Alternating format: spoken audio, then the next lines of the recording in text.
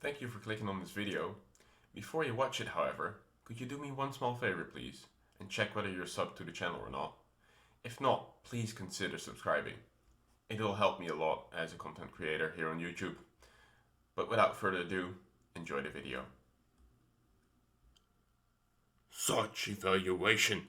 This was not my intention. Jokes aside, guys, I open up this video with that because it really wasn't my intention to focus solely on Final Fantasy XIV. The way I started this game is through a recommendation from a friend over at Turtle and I consider him a really good friend who knows who I am. And I thought, you know what, I'll just give it a go. Thinking I'll just see what the fuzz is about, because it is definitely gaining in popularity. And just play it casually and see if I end up liking it or not. One of the main reasons why I was very hesitant to try it is because I did not see myself liking the aesthetics of Final Fantasy XIV. It's a lot different from World of Warcraft. You know, it's more cartoony and more bloomy, whereas Final Fantasy is more, I want to say, sort of Japanese art style. But I learned soon enough that that wasn't really the case. And then I was like, you know what? I'll just try the game and see where we end up. And so here we are now, guys. I've completed the ARR main story quest, and I've dabbled a little bit into Heavensward, done some raiding, a little bit of crafting, golden saucer, pretty much everything the game has to offer, I would say, except maybe PvP. I didn't really get into that yet. And I feel like I have sort of a good understanding of what the game is all about, at least the base game. Let's put it that way. And so I think I'm now ready to give an honest opinion, sort of my review, my perspective of the game, what I think is good, what maybe isn't so good, what could change, and just my overall experience thus far. So I suppose without further ado, I'll just start with the things that I liked, then move to maybe some complaints, some minor gripes that I have with the game currently, and what ultimately made me decide to sub to the game, basically, and main it as, my main game to stream and play for now and the foreseeable future. And we start off with the big one. Obviously, it's been what most people will talk about when they talk about Final Fantasy. That's being the story. And I think where it sets itself mainly apart is that the team behind Final Fantasy has focused more so on being an RPG first, pushing forward a narrative and a story, and an MMO second. And that doesn't mean that the MMO aspects that make an MMO aren't there. It just means that the main focus is on telling a good story and taking you with them as the player, progressing through it. And what this game does so well is it establishes you as one of the, a nobody who just sets on land, in my case, from a ship onto the shores of Limsa in the port. And nobody knows you. Nobody knows who you are and what you're all about. And then you just are set free into the world just to start talking and making connections with different people. And as you progress through the story, people will actually start to get to know you. You get to know the world.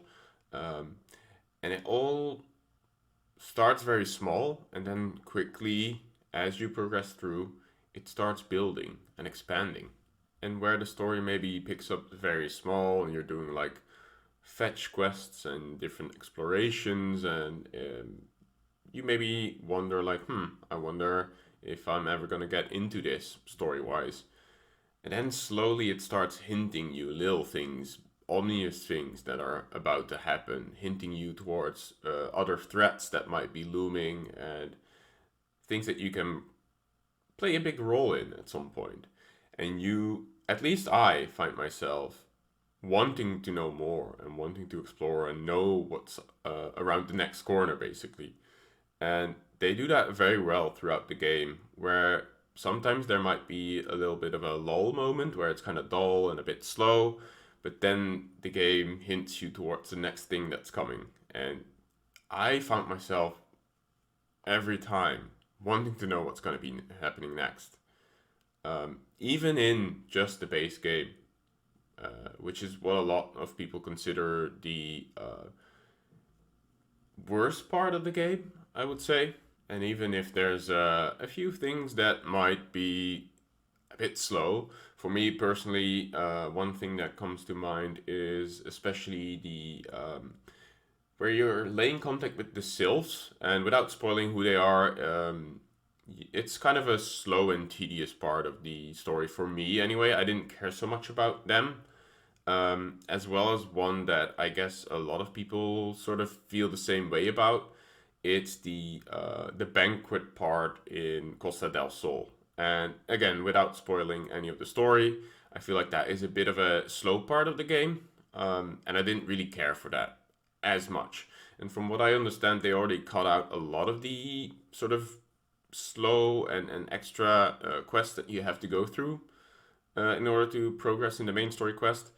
But I feel like it's still a little bit of a dull moment.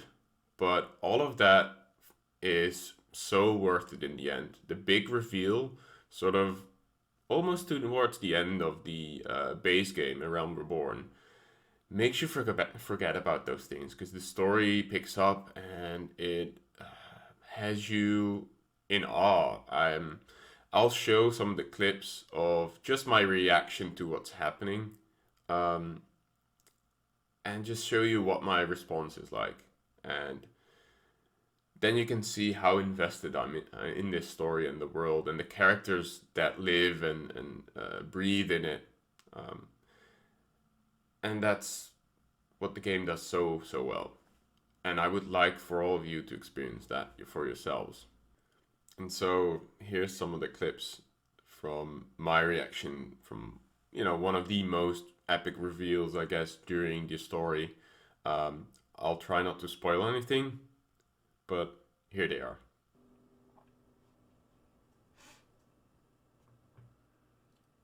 No, I wouldn't. Oh my god, I knew it! Dude, what the fuck? That's so bad. Damn. Oh, not this. Oh. Oh, good acting. No! No, this is cringe, dude. I called it. Fuck! Fuck! You. Now I'm just pissed. Because I saw this coming from a mile away, you know? Hell yeah. No, do it.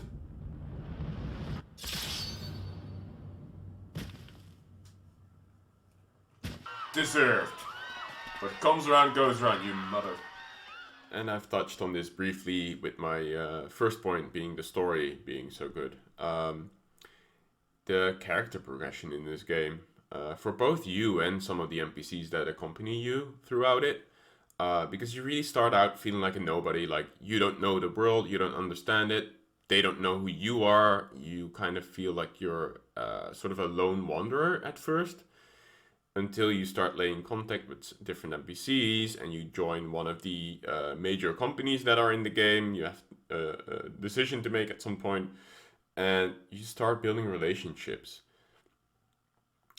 And in the beginning, you really feel like a nobody, and you feel kind of weak. You don't have a lot of skills when it comes to combat prowess, and so at some point, you start having that real sense of progression. Like you build those relationships, you do things to progress your character as a combatant, but also as a sort of person in this world, and you try and establish yourself throughout. And so with that, you really start to feel attached to some of these characters. At least I did, because you know what they're about, and they start addressing you in a different way because of previous feats that you've accomplished with them or for them, and helped them through thick and thin. And it makes the world feel so much more alive. Which brings me to my next point. One of the other things that I really enjoy about this game is the world building.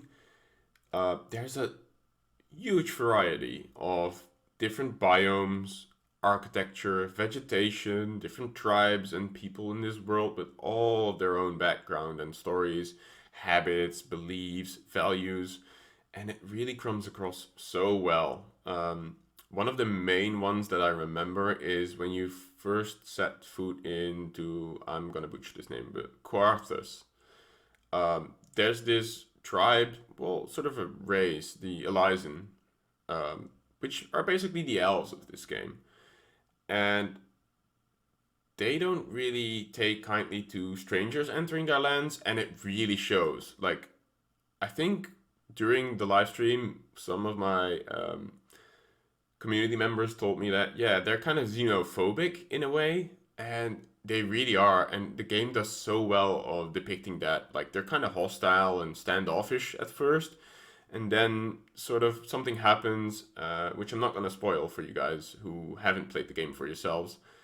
But then that kind of switches around at some point, and you can really sense that in them throughout the story and the conversations that you have, that you sort of start winning them for you, which is one of those things that not a lot of games dare to do in such a deep sense, anyway.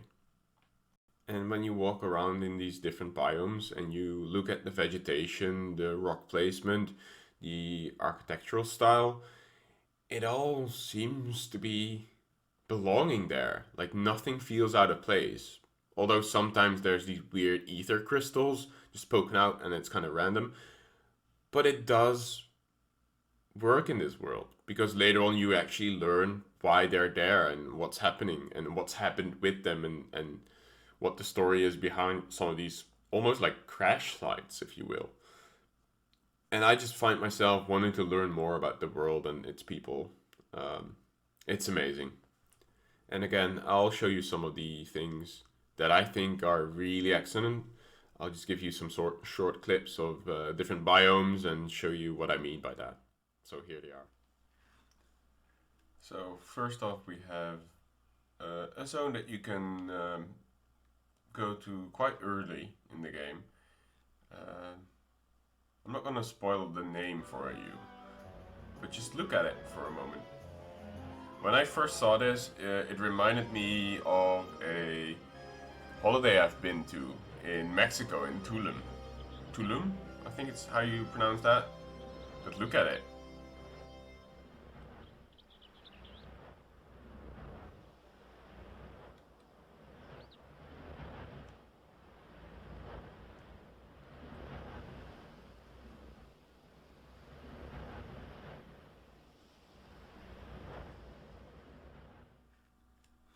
And here's another one of my favorite zones. The weather currently is not that nice, but look at it.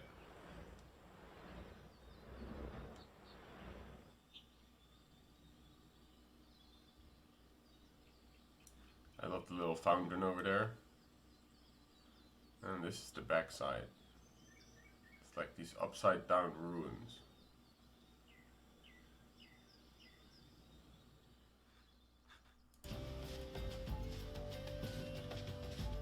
Here's another one that I really enjoyed when I first saw it. It's like this spring area in the desert.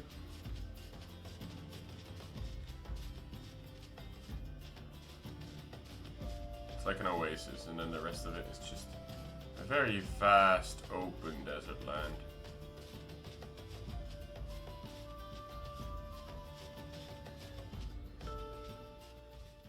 And then we have a more snowy and mountainy area. Look at that mist coming through. Sadly, again, the weather here is also not that nice today. It looks absolutely beautiful when the sun comes in and reflects on the snow as well. But I'll give you an impression nonetheless. Big cast on the background. Again, I'm not going to spoil any names. You'll find this as you play through the game. Just look at it.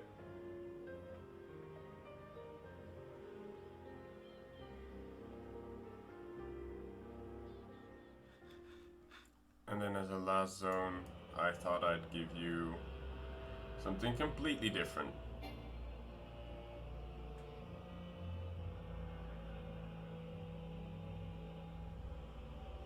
this crystal infused land.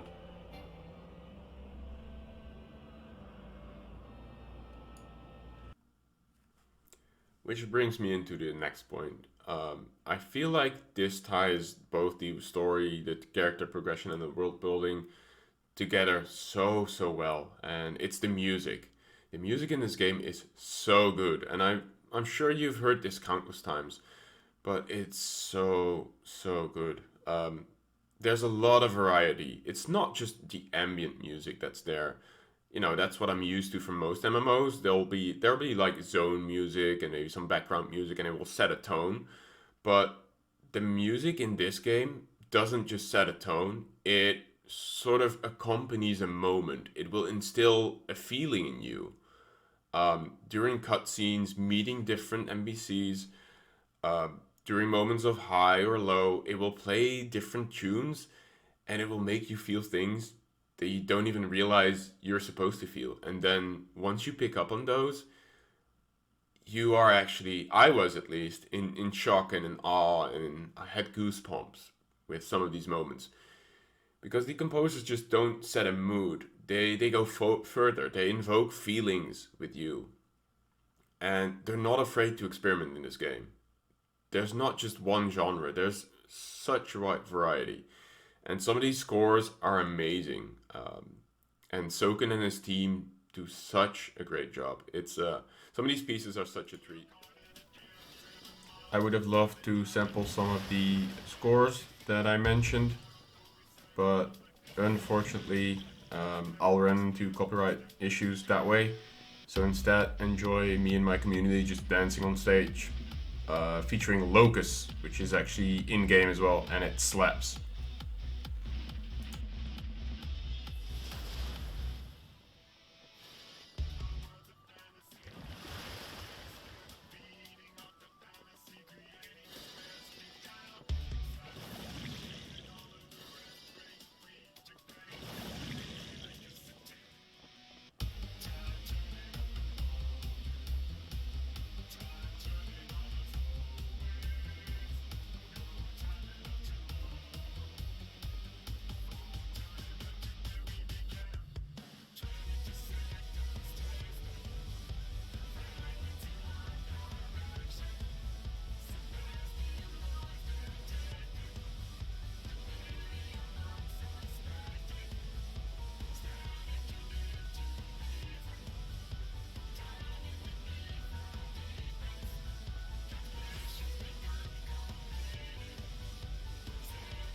And of course, it wouldn't be in an MMO without its community. And I have to touch on this. The community for Final Fantasy XIV has been one of the most welcoming communities I've ever been part of. Um, as soon as I started the game and I had this little sprout icon above my name, I was a bit anxious because I would, you know that everybody knew that I was a new player to the game. And I was very afraid of trying out the warrior at first because it's a tank. And I feel like there's quite a lot of pressure on a tank's shoulders when it comes to like leading sort of the charge and dictating the flow of the game, how fast you do things. And I must admit, I did not feel comfortable playing that role because I didn't know the game. I didn't know the first thing about the mechanics. I've never played a Final Fantasy game in my life. And I was like, damn, I'm not sure if I'm up for that task. Even though in World of Warcraft, I'm always either a tank or a healer, taking up that responsibility is no problem for me. But because it's a new world, a new game, I was like, I'm not so sure whether I want to do this.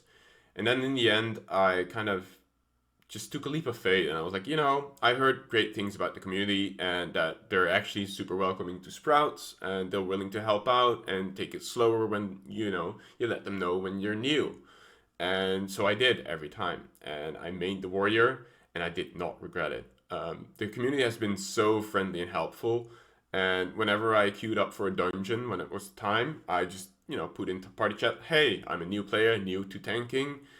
Please, give me tips, give me advice, tell me what mechanics I should do, and pretty much every time I've only been met with praise and people giving me at the end of the dungeon commendations for doing a good job. And it made me feel so welcome.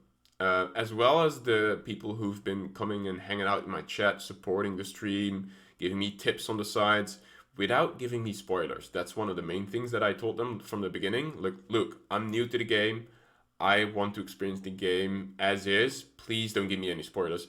And they've been so excellent. They've only given me tips on how to improve without, being hostile or calling me a shit player or sort of talking me down. They've been cheering me on along the way, and I think it helped me grow as a Final Fantasy player in such a rapid pace. Because I'm one of those persons who doesn't do well on critique, rather constructive criticism, and sort of cheering me on and giving you a pat on the back for things I did well, and then maybe giving you some feedback like, oh, maybe you should do something like this different. And I found that pretty much the entire Final Fantasy community is like that. And they've been so good with also not pushing me to play a certain way. Of course, there's always that one person who will tell you, like, hey, this is how you're supposed to do it. There's going to be smart asses here and there, and every so often, you'll run into some people that don't necessarily want to, teach new players, and that's fine too. They just want to do their daily roulette and be done with it. But the majority of the community is so nice and so welcoming. And every time I've whispered, or I think in this game it's called telling, I told a person like, "Oh, your glamour looks so amazing." They really took the time to talk about it and help me with things that I had maybe had questions with, or um, tell me where they got it from and whether I am able to get it myself, and what it would take to do that. It's been nothing but amazing, and it almost feels like coming home to like a good friend and a nice evening. Um, you know, just being, I don't know. I guess the best way to describe it is just coming home after a long week of work, and you open the door and there's like four friends on the couch already with a drink, and they're just inviting you over to come sit with them and just have a nice evening with friends. That's probably, it's going to be a weird analogy, but that's probably the best way for me to describe it. I felt really embraced by the community, and I still do. Every time a new player comes in, they're so excited and happy just to experience the main story quest again, but this time through my eyes and watching over my shoulder. It's been surreal. It's been amazing so far. And now we come into some of the more technical sides, I suppose. One of the other things that I found amazing was actually the way Final Fantasy XIV handles their daily queue system. It's called the Roulette system. It benefits both the new player, the Sprout, but also the high level players. What you can do is you can basically every day you can queue up for your dungeons, and for new players it will mostly be their dungeons that are tied to the story, because throughout the story there will be dungeons that you need to do in order to progress the main story quest. Uh, but it's not that hard to find a party, especially as a tank or a healer, because there will always be high level players queuing up for the roulette because they get rewards and things that they need from it as well.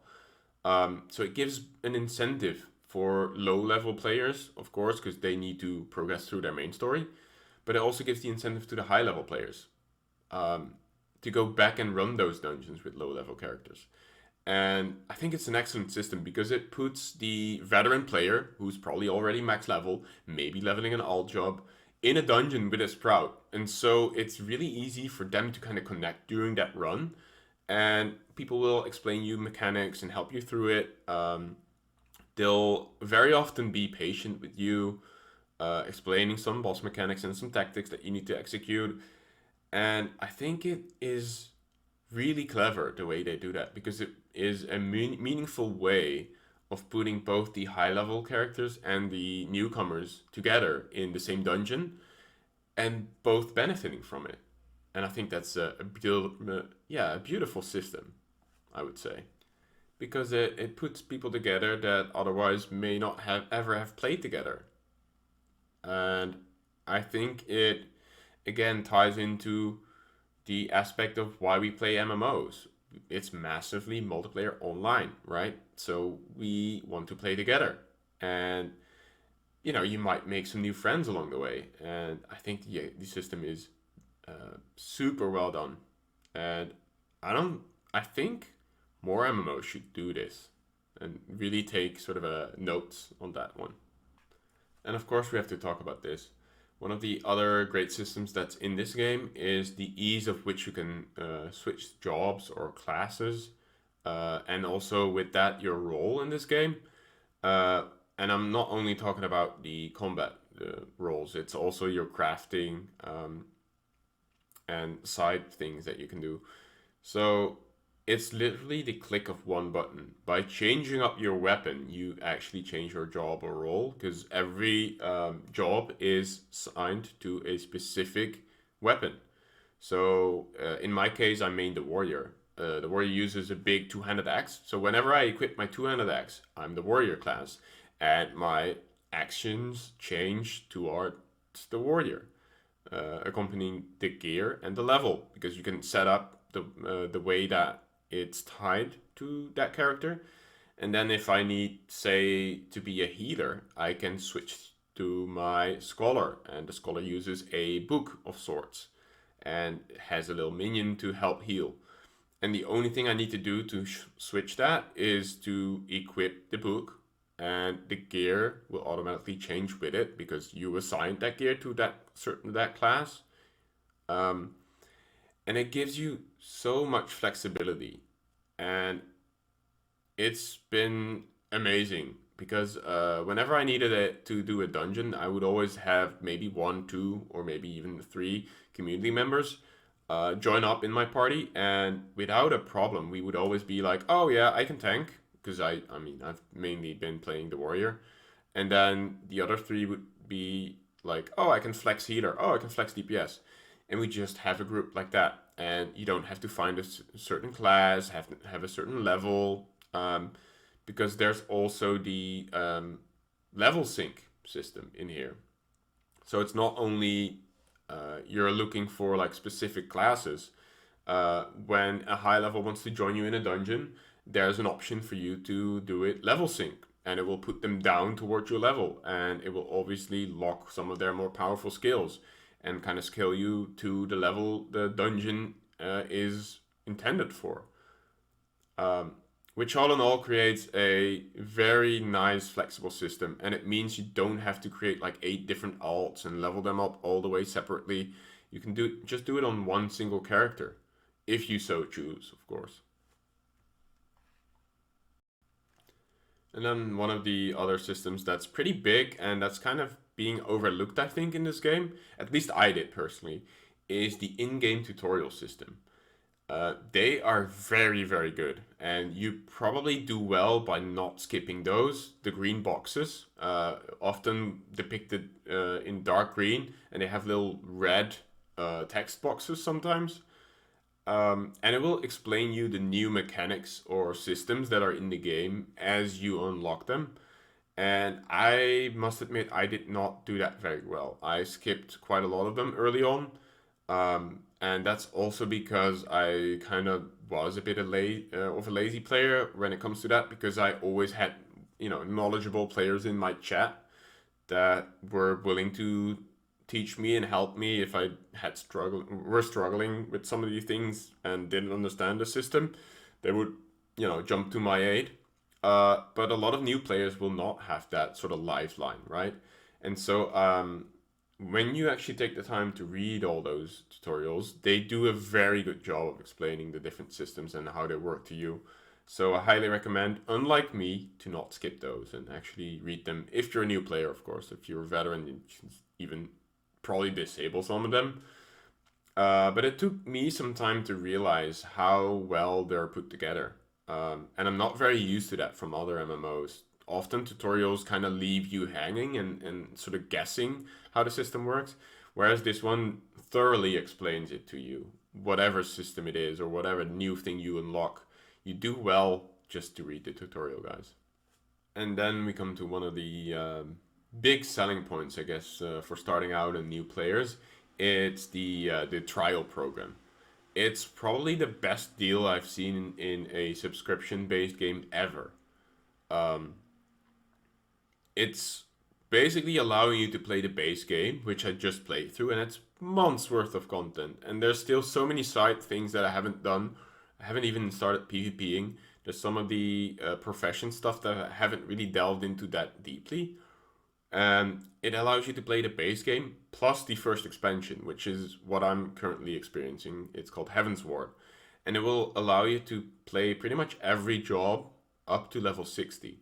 And you can experience so much content through that. And it gives you more than enough time to decide whether you end up liking the game or not. Um, and there's only a few minor restrictions as far as I know. And those are mainly tied to social aspects. Like you cannot tell, which is the whisper system or the direct message system in this game. You cannot tell people, but you can receive tells. The annoying thing about that is, though, you cannot really respond to them uh, unless they're next to you, and you can use either party invite and or say chat. I think one of the other restrictions is that you're not able to use the Marketboard, which is basically the open auction house system, and the retainer system, which is sort of your helper NPC system that can help you sell and trade things off to you, and they can be sent on missions and stuff like that.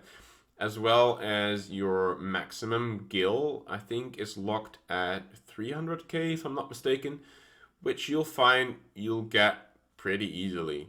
Um, but again, it's more than enough for you to be able to experience the game and give a fair judgment of whether you'll like the game or not. And I think it's, again, one of the best deals in a paid sub game ever. I don't know any other game that does it this well. And then we arrive at one of the bigger ones for me personally. Coming from World of Warcraft, especially the end game scene in World of Warcraft, raiding has always been a big one. And Final Fantasy really holds up so well in that regard. So the two big raids I've experienced in Final Fantasy XIV so far have been the Crystal Tower and the Coils of Bahamut. Um, and again, without spoiling what's to come, the way the rating system is set up in Final Fantasy is very interesting. It takes some time to get used to because there's not a whole lot of trash mobs. It's mainly just big, bad, epic fights. And you know, there'll be some trash mobs here and there, sort of to teach you mechanics of the bosses that are to come. But it's very compelling. There's like, how do I explain this? Probably the best way to explain it is there are puzzles and personal obstacles that you have to overcome, basically by executing mechanics really well. And every individual has to carry their own weight. There's no way of sort of having, maybe, let's say there's 8 people, right? Maybe have 3 really good players carry the other fives. No. Everybody needs to carry their own weight. They need to execute the mechanics, or it tends to wipe you. And I'm saying that from the perspective of queuing it up as minimum item level, which is sort of the way the base game raids were designed to be played. It scales you down to the minimum item level needed to clear the content. And if you do that, there is no way of you cheesing or skipping mechanics. You just have to do them. And it's been amazing learning these fights. And the proudest moment and most rewarding moment for me so far in the game has been clearing a fight called Neil. And again, I'm not going to spoil it, but I'll show you my reaction to it when we finally get to clear that. Um, to give a bit of context, we it took us, I think, 3 days in total. One day of like almost 8 hours, another of like 7 hours, and then the last day was 4 hours or something. And then we finally got it, and we were so hyped. And I'll just show you the reaction right here. So here it comes, guys. This is the reaction to the Neil fight. And we finally managed to beat it after 3 days. Believe! We got it. Yes! Let's fucking go, guys! Woo! Fucking 4 fucking days. Good fucking job, guys. Yes! We made it, guys, we made it. Wow. Oh! I was so tense at the end, I was Oh my god. That was a fucking victory and a half. That is a victory, guys. G fucking G. Holy shit. Wow. And one of the other big things I think in this game is that there's literally content for every type of player that's playing this game. There are fun and compelling mini games, and they're called the Golden Saucer. It has basically a card game called Triple Triad in it, which you can really delve into collecting cards and you know, dueling other players in that game, and that can be very fun and challenging as well. And then there's a mini event called Leap of Faith, which is probably my favorite. It's like obstacle courses, almost like parkour or jumping puzzles with different platforms and launching pads. It's great fun to do those.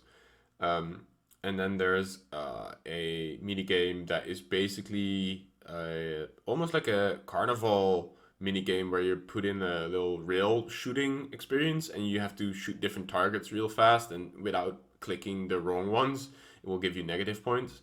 That's a lot of fun as well. And then there's one that's called Slice is Right, where you basically are put on a platform and there's this big ninja who's slicing bamboo sticks and they fall over, and you kind of have to dodge and weave and until you're the last man standing basically, and you win a different currency. It's super compelling. I enjoy the Golden Saucer quite a lot. On top of that, there's a really in-depth crafting system, which I personally haven't really delved into that much myself, because I really focused on the story and progressing through that. But you can really lose yourself in that. And all the different crafting and gathering professions, or jobs as they're called here, really tie well into each other. Giving an example is like, you know, if you do fishing, it ties into culinary stuff, basically your cooking skill. If you're doing mining, it will go into, I think, jewel crafting or goldsmithing, I think it's called in this game, blacksmithing, and then armor crafting as well. So it's both for weapons, armor, and jewelry. And then if you do your wood crafting or your gathering professions, like herb picking and chopping trees, it will go into your furniture making. It will help you craft different leathers and armors, and it really flows well into each other. And it's a very intricate system, and they get their own unique skills to make them better and for you to be able to craft higher quality stuff. And it's so well done in this game as well. On top of that, there's, like I said before, very challenging and interesting raiding. And it's available at different levels. You can queue up with different sort of rule sets, I guess. Minimum item level being one of them, where you're scaled down to the minimum item level needed to clear the content. But if you're more of a light PvEer and you don't really feel like raiding, but you want to know the story behind some of these raids, you can always queue up as unsynced party, and you can just go in with your high level friends just to clear the content and see the story behind them.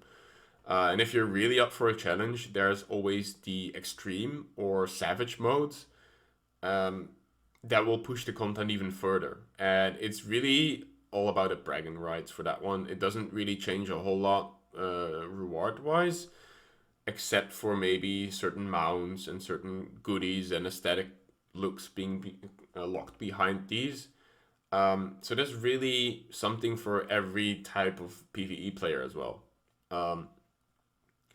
You know, and if you're more of a story or a lore person, there's so much story in this game, even in the side quests. Some of them have been so amazing to experience.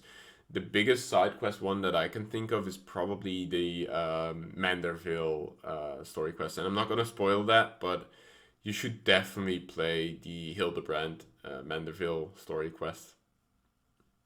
It is amazing. It is so well done, and it cracks me up every time I play it. Um, and then there's even like a mini roguelite. It's called the Palace of the Dead, and it's probably one of the best ways of learning and leveling all jobs, if you will. So if you're feeling like you want a new DPS class, or you want to learn a healer, or even a tank, you can just unlock it through the story or through the job quest, and then you can take them into the Palace of the Dead, and it basically puts you at like low level, and as you progress through, you'll unlock more skills, and you'll be able to dive on to higher floors of the palace. And I've not really gone past like level 30, I think, with it, but it's a very interesting concept as well. And it reminded me a lot of the roguelite games that, have been popular for some time. Um, and on top of that, there's Glamour, which is basically what World of Warcraft players know as transmogrification or transmog. And it's all about your character's look and appearance. And there's so many things you can change, because even custom earrings and rings and stuff like that show up, and you can pretty much dye almost any gear and make a lot of different combinations, and so many people look so amazing. And I always have a really good time porting back to one of the main cities, Limsa Lominsa, and just seeing what everybody's wearing and what they're sort of rocking as an outfit, and it's been really cool just looking at people as well. And on top of that, there's housing, and you can decorate them with all sorts of stuff, interior as well as your garden and the way your house looks. It's a very intricate and deep system. I myself don't have a house yet because it costs quite a lot of gil. It runs into the millions, I think. And on top of that, it's quite hard to obtain a house because you need a free plot, and there's not always one available. Um, but it is a thing that I can easily see myself get lost in once I do maybe in the future unlock a house. It's been so cool visiting some of my community members' houses and Alpster's house as well, where we had the glamour competition. That was really fun. Um, and then there's instrument playing in the game as well. You can, as a bard, you can pretty much do private concerts, or if you are with a group, you can sync up your playing, and you can actually play songs together. I personally turn it off because it does sometimes flag your videos when you're playing the game and suddenly somebody plays a copyrighted song. So I cannot really enjoy that when I'm streaming. But when I'm off stream, it's pretty cool to just sit in one of the main towns and you see a bard playing a song and just listen to it. And everybody's always like cheering and just hanging out and just, doing different emotes. And it's kind of a little fun community thing to do. And then there's mount collecting, and there's pets, and you can collect barding to deck out your Bro friend, which is kind of the battle chicken, your first mount that you unlock. And you can deck it out in so many different cool outfits, and you can mix and mash those. So again, I guess I'm just babbling at this point, but there's pretty much content for every type of player in this game, even PvPers. Although that's probably one of the weaker aspects of the game. I personally haven't checked that out so much because it gives you a whole different set of abilities. And I was already a bit overwhelmed by learning just my PvE abilities that I didn't feel like doing the PvP ones as well. But again, there's content for everybody in this game. And that leads me into my last positive point that I wanted to make. And it is the attention to detail. The details in this game are scattered everywhere, pretty much. But you can only catch them if you really take the time to see them. And it's the little things like the architecture, the flora and the fauna. It makes sense where it's placed and within the environment. The way bushes and rocks pile up. It's the character's mouth moving when you're talking. The sheer amount of emotes that's available to express yourself as a character and to even do role playing if you're into that.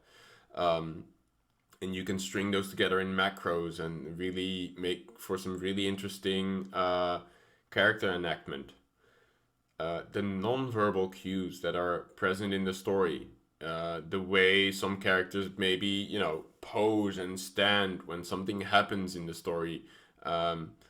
And it's those little things that I'm all for. I love the little details, and if you really look closely, you can pick up so many of them yourself, and I'm pretty sure everybody will appreciate it. And it's one of those things that if you don't pay attention to it, they're really hard to miss, but it's so well done. And probably the best example that I can give of that is the Hildebrand quest chain.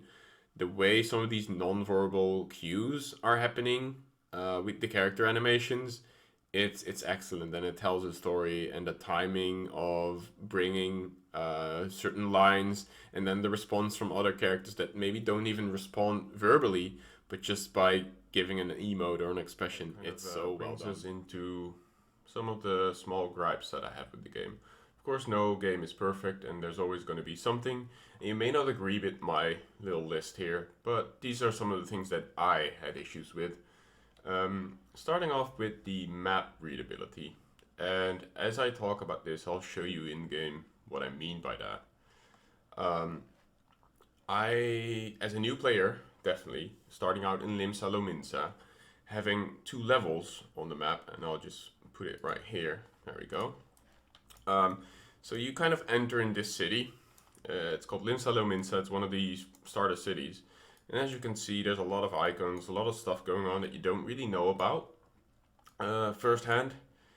And on top of that, there's the lower decks, and then there's the upper decks, meaning, you know, the city has 2 levels. And early on, it's kind of a mess to navigate through. So, for example, I have a quest here called Bigger Fish to Fry. And it looks like I'm supposed to be right here, right? When you look at this little map. But actually, it's not actually on the upper decks. And so map readability for me was really an issue. And I know now, after playing through it and having some feedback from my community, that the red arrows indicate, you know, some of the objectives that you may have. And so it's telling me, with this red arrow, it's supposed to indicate that it's actually on the lower Lanosia, right there,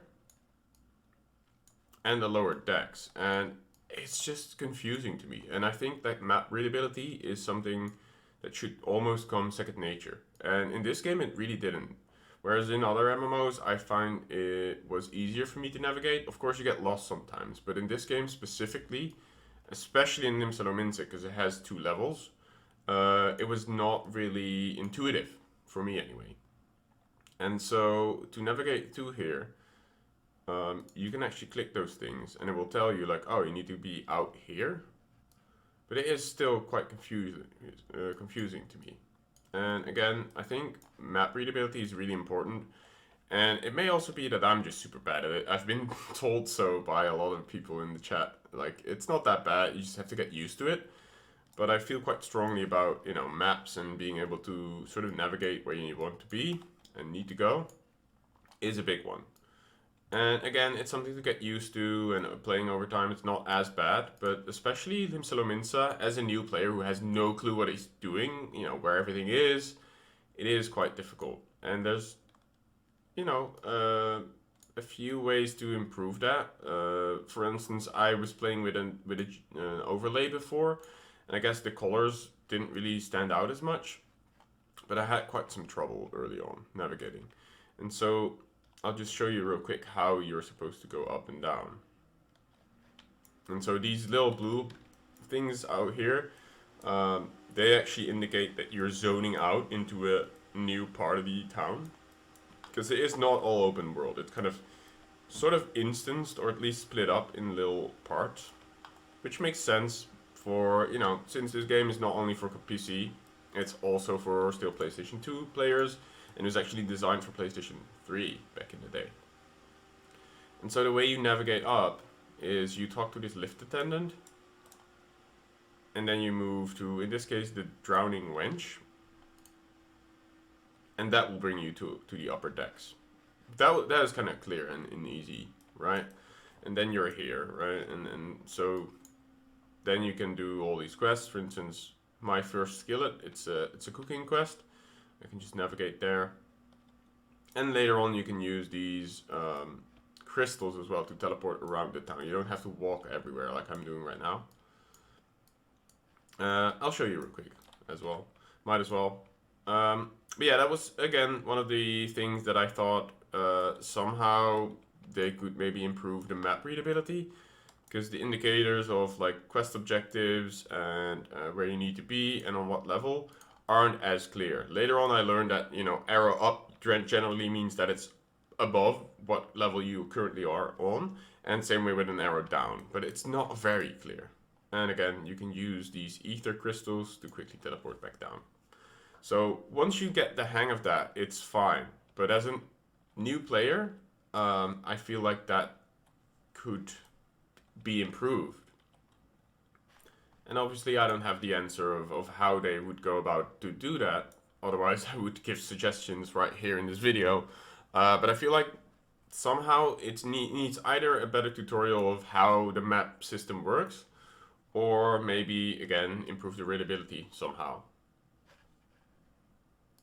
And that brings me to my next point, which is the inventory and Marketboard UI system, or inventory management, I guess I'll call it.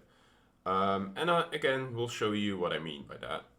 Let's put this up here. So as you can see, my inventory is quite cluttered. One of the good things, and I'll admit that right away, is you can right click one of the items and then you can just sort. And it will sort of sort all the items by typing for you, which is a really handy way of like sort of keeping an overview of your bag, and you don't need add-ons like in World of Warcraft. Matter of fact, it's kind of frowned upon because you're not supposed to edit the game or, you know, change it from what the designers intended it to be. But yeah, that's a neat little function. But if I then let's bring up the saddlebag. Where is that under? I always forget, guys. I'm so sorry. That is under character, I think.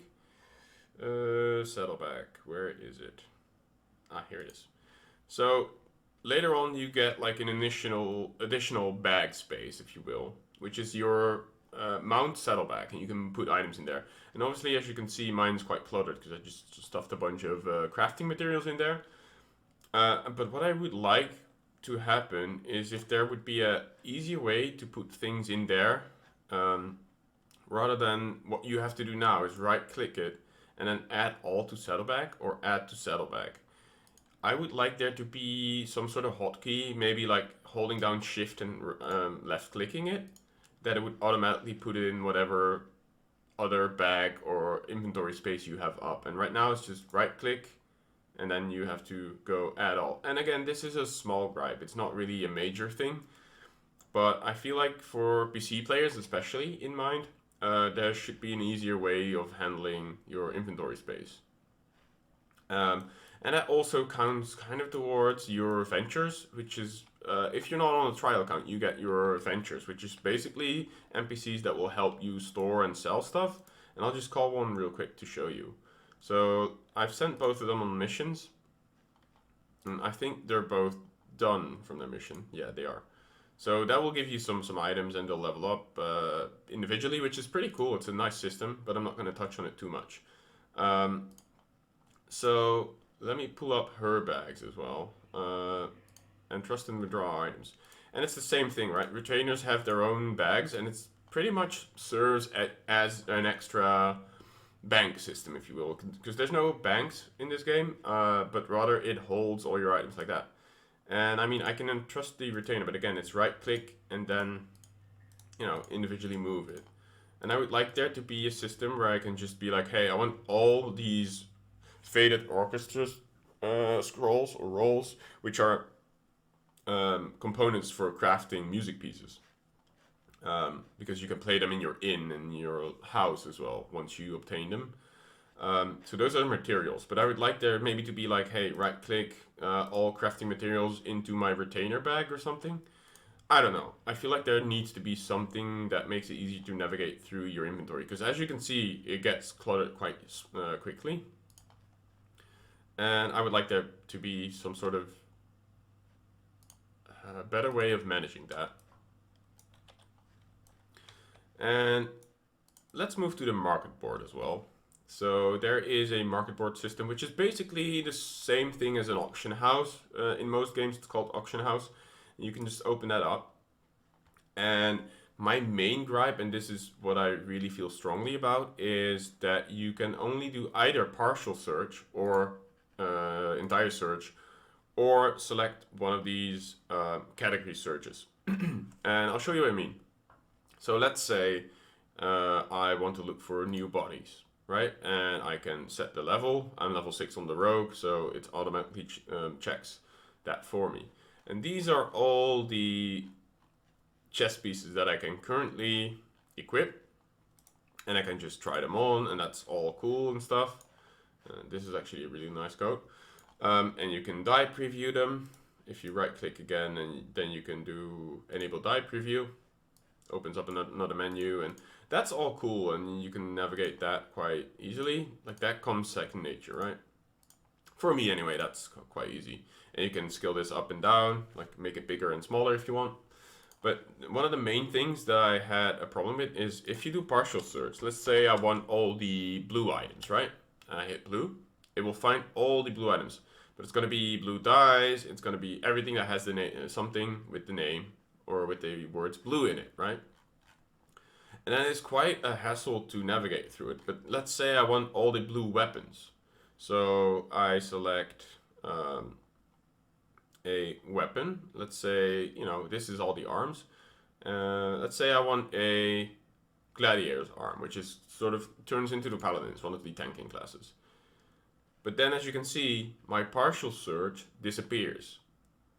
And I would like to be able to combine both partial search and the category search together, which is a thing that is in the base game of World of Warcraft. If I type in a name there and then I select the category, it will filter both the name and the category. Whereas here, you can only do either partial search. So you need to know a name, and as a Sprout, a new player in this game, you don't know any of the names of cool items, maybe, that you wanna find. Like, there, of course, is a way to find items. Like, let's say, you know, I like the robes of this guy. I can examine him, and I can hover over the item, and it will tell me what it is. So it's Bojin, right?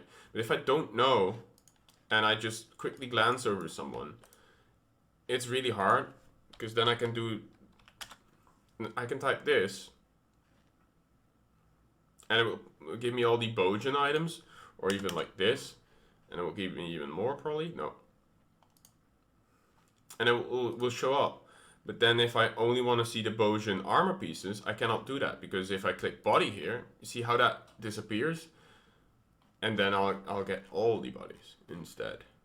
So that's one of the things that I feel very strongly about, that maybe they can implement, like both being able to do partial search as well as the category search, combining them. That would make it so much easier for Sprout players to navigate through this game, I think anyway. And people told me like, oh no, it's fine, you get used to it. But I don't think that's an excuse for a game that is, you know, up to date, 2021, and doesn't have a, in my opinion, up to par filtering system for when you are searching for items. And there's so many items in this game, and crafting materials and all these things.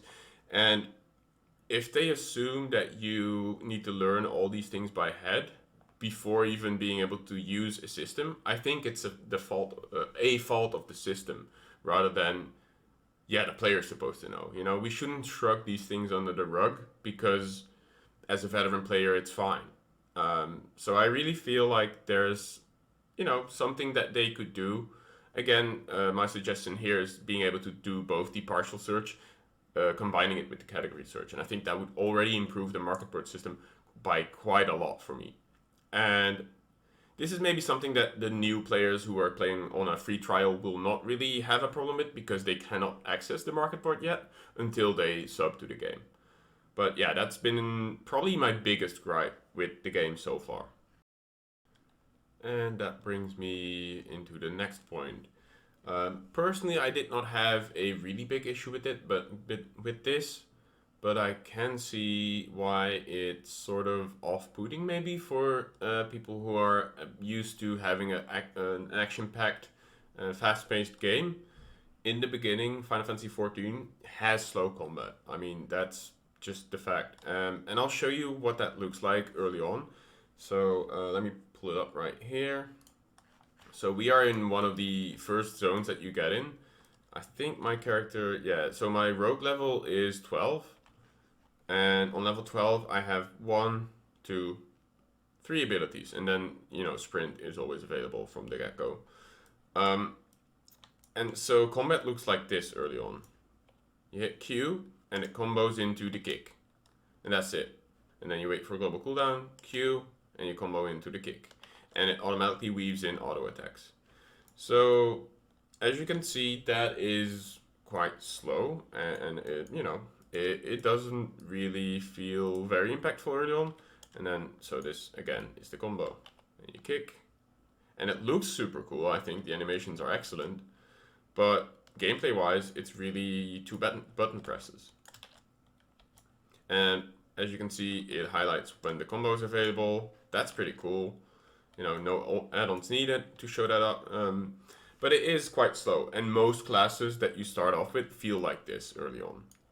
Again, personally, I didn't have that much of a problem with it.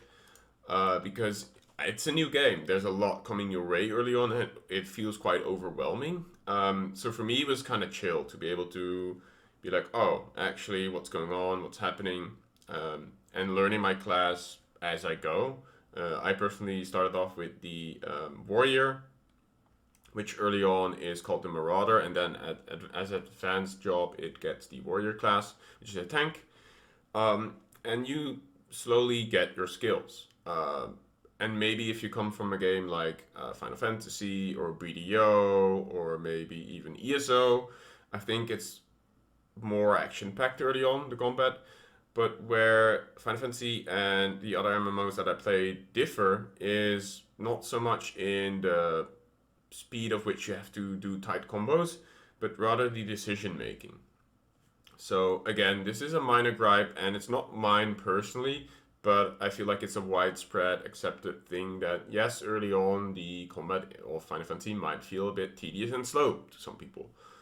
And that's about the gist of it, honestly. It does pick up, and once you get more skills, you get to make choices, and you have different combos and different options for AoE and single target, and it becomes quite interesting, actually. And one of the other small gripes, and again, this is so small, guys, but, you know, you have to be sort of critical when you play this game as well. What turned me off a little bit early on in character creation was that there was very limited facial hair options, or at least not the ones that I really preferred. And to show you what I mean, I'll just put it on the screen right there. No, other way. There. I'm such an idiot when it comes to this. But here it is. So let's start off with the higher males. And just select it. Let's go Highlander, because I feel like they already have a beard. And then if we go to the facial hair, or facial features, like this is the only beard options he'll have. Like it's either this or nothing. There's no different options I can choose from. So if you don't like this mustache and beard combination on the Highlander, it's just not gonna happen. And the way you can change that up, which I think is a bit of a weird system, is if you go to, I think it's face, it will change it. So if I take this face, I have to go with either this goatee and this mustache or none. So I can't have this face, but say the beard from this face, right? And if I don't like this beard, but I like the face, there's no way for me to put this mustache and beard onto this face. And same for this. Like this is probably one that I would like, but then with this hair, right?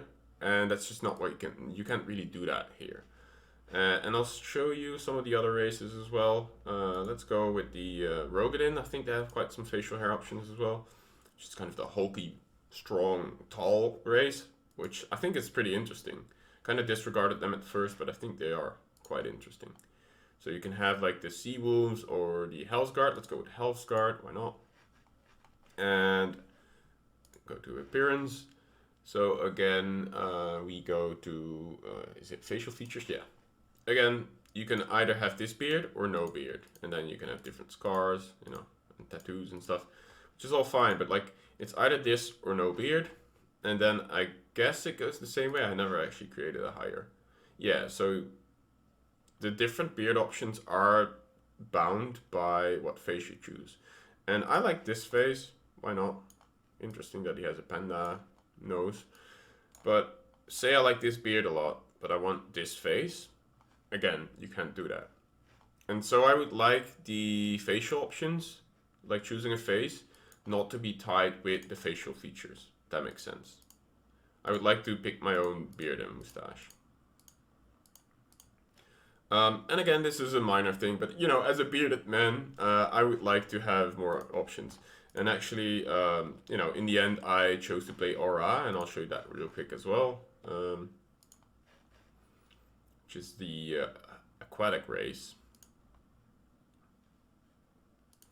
And then I went with the this clan, because I like the black horn and scales. And for them as well, again, the face changes the way the scales, which is sort of the beard, looks, right? And so I went with this face because I liked it the most.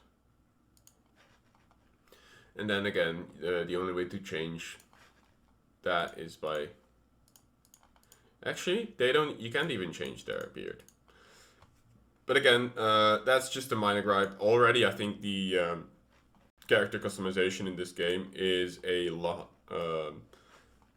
more in-depth than even with the recent update for World of Warcraft character creation. It gives you a lot more options. But again, as a bearded man, I would like it to not be attached to a certain phase. I would like to be able to pick and choose my own.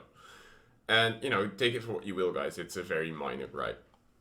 And then the last point being, what really put me off a little bit, and guys, I understand that this was because they were on low time and low budget, but I feel like it is so off-putting that I have to touch on it. The fact that some cutscenes will start off with a scene that's voice acted fully, and then midway even, it cuts out and it changes to a text box dialogue. And it is so off-putting because you really just sit down and you start readying up for like a scene to be played out, and you know it's voice acted, and you're like, oh cool, let's enjoy the scene. And then suddenly it cuts out and it continues with a text box. And I think that's very off-putting. I would have liked them to either go with fully voice acted for that one scene and maybe switch it up for the next. Rather than midway being like, oh yeah, actually, you know, we don't have the time to actually do this fully voice acted. And again, guys, I understand that this was sort of the Realm Reborn, the 2.0 version, was an excuse for the 1.0, which was a shit show, obviously, so much so that they completely destroyed and revamped their game. And all credits to the development team for pulling that off in 2.5 years instead of a 5-year cycle, which is kind of normal for building an entire MMO, pretty much. But again, it put me off quite a bit, so I have to touch on it early on. And this is only for ARR, of course, because already now playing through Heavensward, it does have, you know, proper voice acted scenes, and, you know, some of it will be for text box. That's just the way it is. And like people in the comments said to me when I did my first impressions, if you had all scenes voice acted, it would be like a 500 gigabyte game, and nobody wants that from an MMO, I don't think. Maybe you do, but again, this is a minor gripe, but you have to be critical, and that was one of the things that I was like, huh, that's really off-putting when you're sort of sitting down and preparing for a scene to be played out, and then suddenly you have to read text again. So as you may notice, my gripes list is not very long, because I don't have a lot of things to talk about here, because I'm enjoying the game a lot, more so than I thought I would, and that's why I decided to make this review video to begin with, because I want more people to be aware that actually when you keep an open mind and you try this game out for yourself, you might fall in love with it as much as I have. And then ultimately, what made me decide to main and play the Final Fantasy XIV game um, was a lot of things, but I want to say the main thing has been the community and the way my viewers and community has responded to me playing the game and helping me out on the way. And I felt embraced with open arms and welcomed into this community. So I have you guys to thank for that. Um, then, of course, the gameplay. It's been very compelling. The rotations of the different classes are tactical. They all feel unique in their own way. The ones that I've played so far have been the warrior, the summoner, the scholar to an extent, which is sort of a split between the DPS and the healer, summoner, and the scholar are tied together. And then I played the dragoon because I've leveled that for Heaven's Ward, and I'm taking the dragoon into Heaven's Ward. And maybe a little bit of machinist just to try a ranged DPS out a little bit. And they all feel so different in so many ways. And there's something to learn and love about all of these jobs. And I'm sure that in the future, when I do more jobs, I'll also experience those and enjoy them for what they are. And while the game sort of starts slow, it really picks up speed in your decision making and the way you overcome different obstacles that are presented to you in dungeons and raids and PvE environments. And I find myself wanting to play more every time I stop playing, and I want to test all the jobs and what they're like. Although I'm focusing on three at the time, I try not to overwhelm myself because they do feel unique and different, and you really have to take time to learn all of them. And some of them you might unlock at higher levels, so you'll have more skills to play with from the get-go. So then maybe some of the base ones that start level 1. So it is quite a lot to take in, but that also makes the game more enjoyable, and might be a way for you to also keep it fresh because you're playing the game as a new class and you're kind of struggling maybe in the beginning, and you find yourself improving, which is also a fun little thing to do, I think, in this game. And of course, it's been the world and the character cast, the way you start to care about characters in the story and the world around you. The inhabitants, I at least find myself easily attached to them. And it's mainly, again, been through the way the story presented itself and how you actually make a difference and you influence their world, hopefully for the better.